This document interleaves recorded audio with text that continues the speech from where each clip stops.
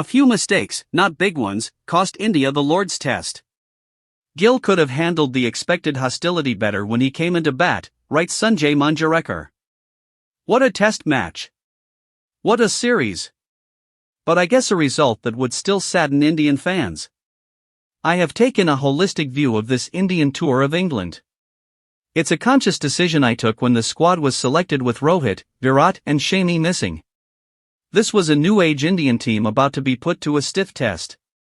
Fortunately, conditions in England resembled those in India more and pitches have been flatter than ever before. Add to that the weakest England attack ever. But what this Indian team led by Shubman Gill has achieved so far has been nothing short of incredible. No other nation's next-gen team would be able to compete with a major cricketing nation in their own backyard. That India fell short by 22 runs at Lord's from taking a 2-1 lead was the icing on the cake. But as I said, this team has already won me over.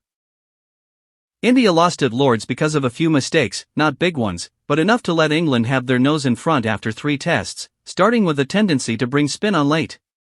Every captain has his style and belief, and Gill, like Virat, seems to be a captain who favors seam to spin. As in, he thinks that if the job has to be done, then my pacers will do it. Dhoni was the opposite. Gill went to Washington Sundar when he seemed to have run out of ideas with his pacers. Spin is an afterthought for him. As it turned out, Washi had a dream spell and got India back on track, but it cost India 30 to 40 runs. The way the pitch was playing, India needed an England collapse. 190 wasn't too bad, but 150 would have been nicer.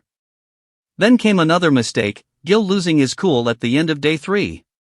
When English batters took wasting time to the next level, I saw a side of Gill I had never seen before.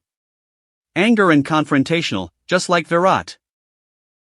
Now Virat loved this kind of altercations, that he seemed to look for them, even when he wasn't captain and just a player. Also, when Virat's anger rose, his batting standards rose with it. So, I was very keen to see how Shubman was going to handle the expected hostility that he was going to get when he came out to bat. Well, he handled it poorly. He seemed affected by the chatter around him, the personal attack on him as batter got to him. How else would you explain him missing 4 straightforward deliveries out of the 9 he faced? For a guy who would not have missed 4 balls the entire series, this was shocking to say the least, and for now I will put that down to the atmosphere England created around him as the reason. As a side note, I see a lot of friendliness in today's cricket, and this reminded me of Test cricket of the past, where no one talked to you or smiled at you on the field. The opposition made you feel like you were in enemy territory. Same feeling that Gill would have got. Not sure too many modern-day batters get this kind of vibe in today's cricket.